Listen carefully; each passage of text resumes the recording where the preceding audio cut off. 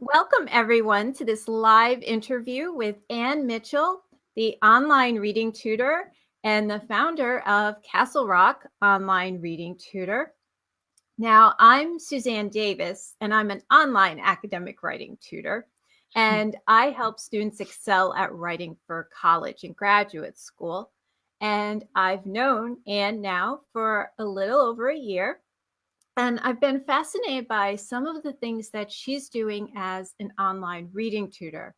So I really wanted to get her into this interview so that she could share how she helps struggling readers, some advice on how to do academic reading and reading for school, and then also some tips and advice for parents on how to help their children with reading. So welcome, Ann. I'm so grateful you're here today. Thank you, Suzanne. It's wonderful to be here. Oh, great. Now, there are some really interesting facts about Ann. One of them was very new to me. Ann does now live in Castle Rock, Colorado. She's originally from Michigan. She's lived in Japan, Panama, and Washington, D.C., all while serving in the Air Force. So thank you, Ann, for doing that for all of us. And thank you. I know that was so, I have a lot of veterans in my family, and I was like, oh my gosh, that's such an impressive commitment. She's also became a licensed special educator in 2008.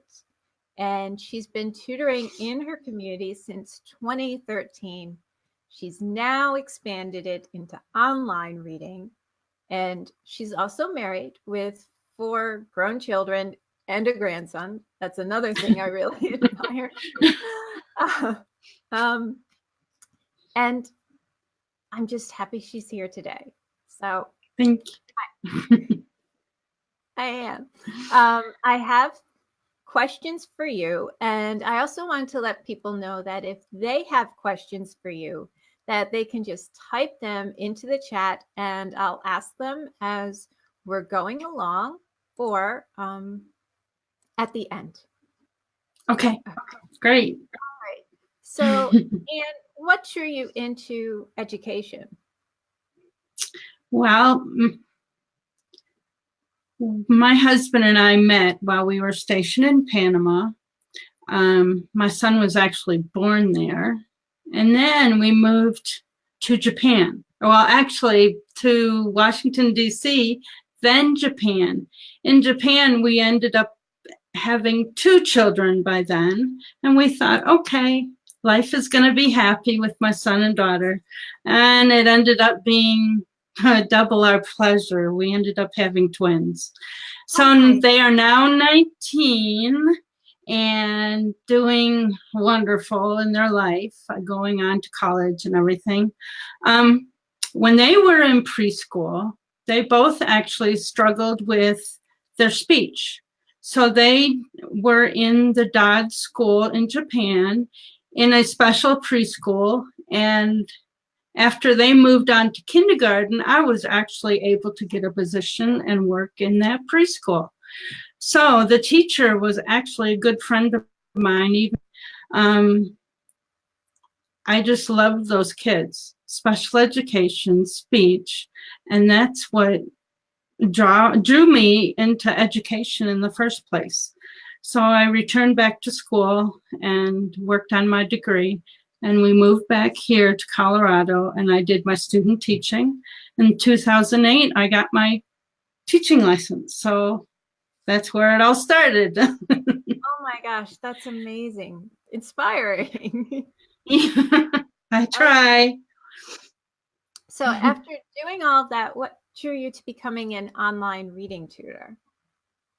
Well, like you said, 2013, I began my tutoring face-to-face around my community. And then my grandson was born.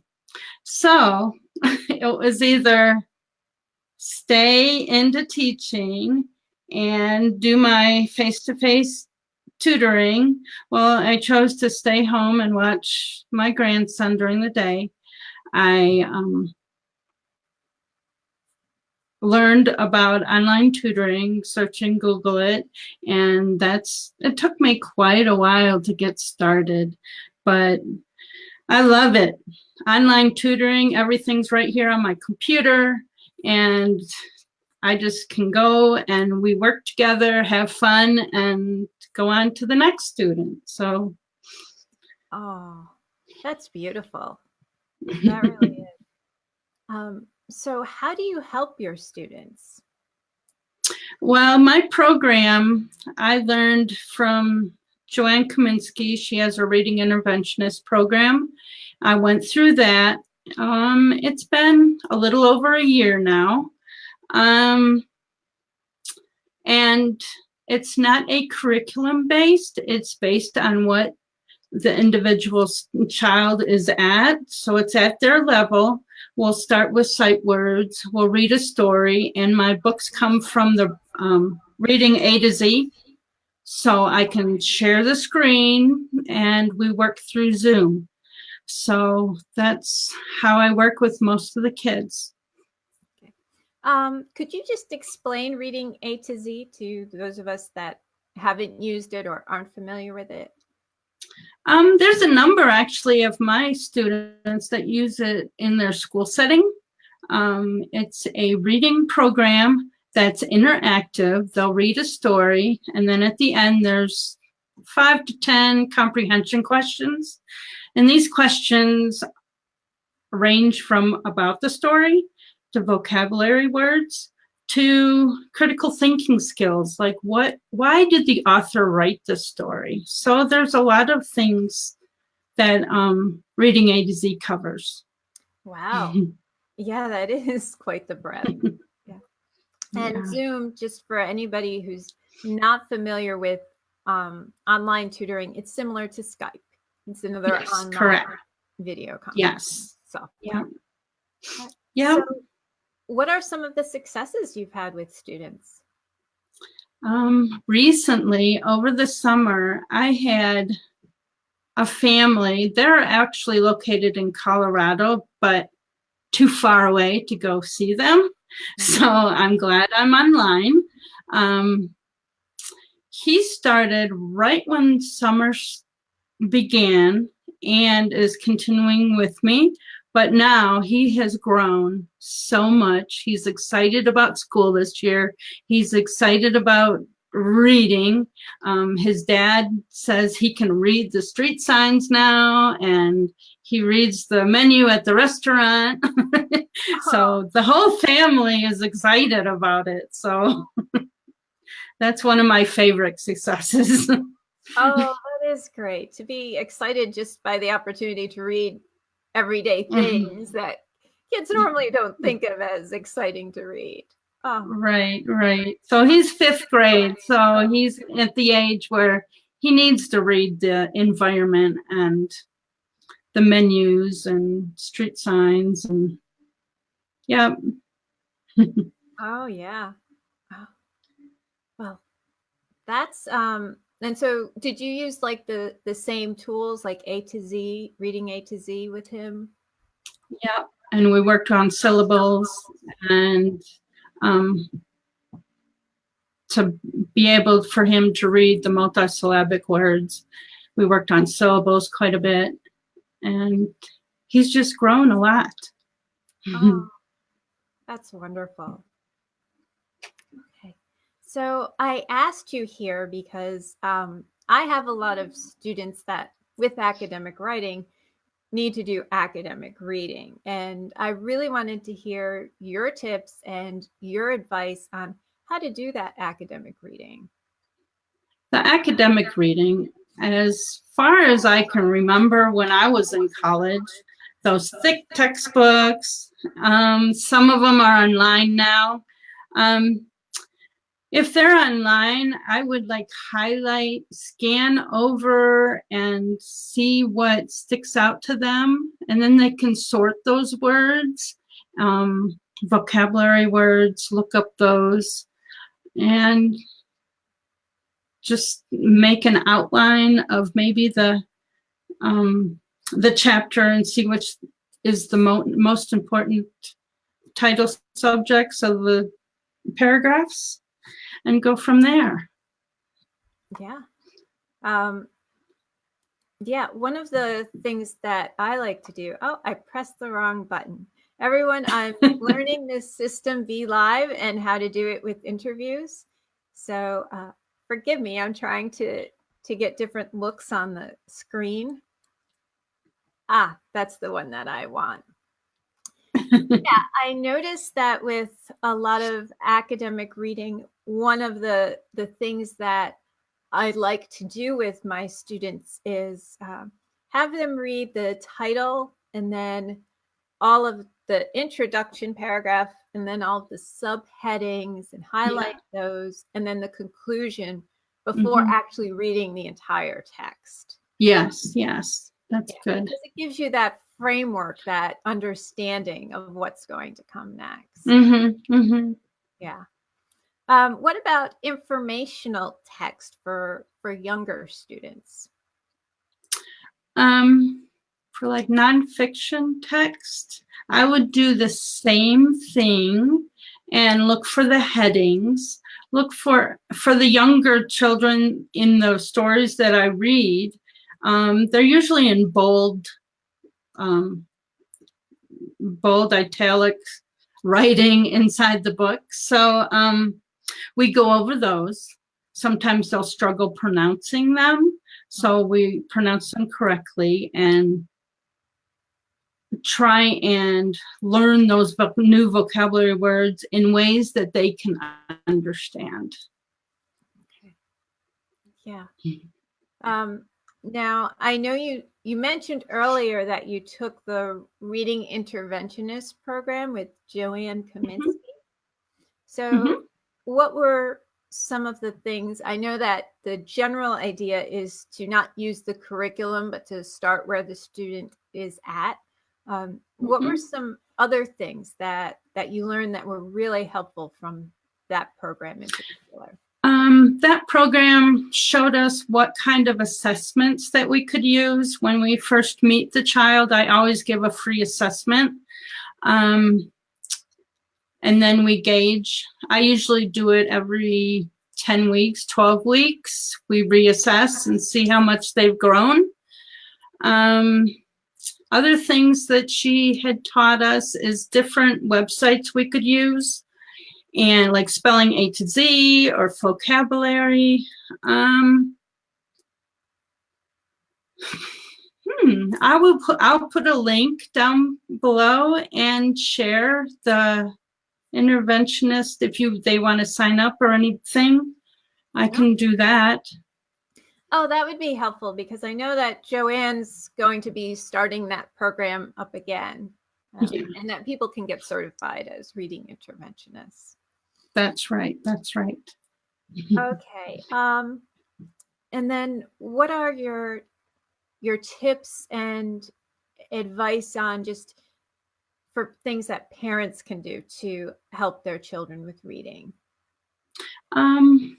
Some of the younger ones, if it's more hands-on kind of messy stuff, you can get the magnetic letters if they're really young, or shaving cream to spell some of the words. It helps to visualize, and tactile, and anything like that. For the older kids that want to read the chapter books, just to sit down and read with them, whether it's paragraph by paragraph, just do it together, the parents and the child. And then if they have a favorite book, just reading it over and over and over just builds fluency. You might think that they memorize the story, but the more they see those words, the more that they're going to recognize it in something else. So those are a couple of the suggestions I provide for parents. Oh, wow. I never heard of that one before, reading the favorite book over and over again. But it does make sense that they'll start recognizing a lot of those words and everything in other texts. When you suggest that parents and children read together, does that mean that the parents and the children take turns reading? How does that work? Yeah, the child can do the first paragraph, mom or dad can do the second paragraph, and just try and build up so that they are reading at the parent's speed. And fluid, so that they're nice and they're understanding what they're reading. Because if it's really choppy, I don't think they understand it as well. Right. Okay. That's interesting. Hearing that fluency and reading from the parent and then trying to get up to that level. Mm-hmm. Yeah. Not so fast that they can't keep up, but just nice and gentle speed. So. Okay. Do you work with any students from other countries? Actually, I do work with VIP Kid in the morning. I usually get up at 4 since I'm Mountain Standard Time right now. It might seem silly to get up so early, but those kids are so fun to teach, and the smiles that they bring. So I teach for about 2 hours every Monday through Friday. And right now in my reading or my personal reading job, I don't have anybody overseas yet. I look forward to it though. Right, because you're getting that experience from the VIP program you're in, so you can blend that ESL experience also with the reading education background. Yes. I tutored one. She was in middle school and she lived in a nearby town. So we did field trips during the summer and would do vocabulary. What's an apple? So she could see what an apple is, or words that she struggled on. I wanted to give her a picture. So we would take field trips over the summer. That's awesome. Well, you could do something online too, like with almost online visual field trips. Yeah. Like that. Yeah, I do that too with the sight words. Oh, that's great. I place a picture in the flashcard. So, are there resources that you recommend for readers or just in general to improve reading? I usually go to either Scholastic website or there was another one, Reading Rockets, I just found. It's for the younger student, but it gives a lot of information for the parent. Okay. What types of things does Reading Rocket cover? It covers how to help your student or child with fluency, or how to pick out the just right books, when to go to the library, just information. It's more of an information for adults to help your child. So. Okay. All right. Is that something you could put in the chat later? Yes. Where that is? Yep. And I know that you've created something that I think would help parents. Could you talk about what that is? Oh, on my website, I have a couple different things. The first thing was 5 suggestions to help ease the tears with homework at the kitchen table, because with 4 kids, I know homework is just a struggle for families. So on my website, there is a freebie that you can sign up for homework. And the other one is my YouTube channel. And I just did a video on fluency and confidence. And that seems to be a big subject for kids that are wanting to read those chapter books and just can't. Yes. And it's such a big drive to be able to read a chapter book. Yep. And when your friends are reading those books and you can't, that's when that confidence comes in, and we need to help those kids. Oh, so true. Especially in cases, not just friends, but with siblings. Yes. Yeah. Yes. When siblings can read the chapter books. Mm-hmm. Yeah.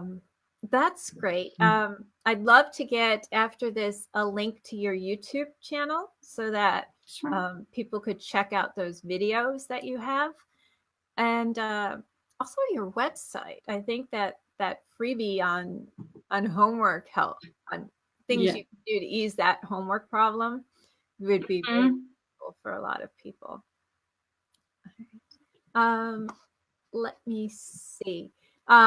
Anyone else, if you have any extra questions for Anne, please just post them in the chat, and Anne will come back, and I will come back afterwards, and I will see that Anne sees them and answers them. And we're going to include Anne's website and her YouTube channel, and then also we talked about the Reading Rockets website. Yes. Yeah. Well, thank you so much, Anne, for coming on today. Well, thank you for having me. Yeah, I know that you've been up since, I think, 4 a.m. again, and you've done a lot this morning. So I will let you go and get some rest, hopefully. That's okay. My days are long. I'm used to them. Yeah. Well, in this world, we tend to like our days long. Yeah. All right. Well, thank you so much, Anne, and have a great day. And I'll be seeing you soon. Okay. Thank you. All right. Cheers, Anne, and Bye-bye. Bye.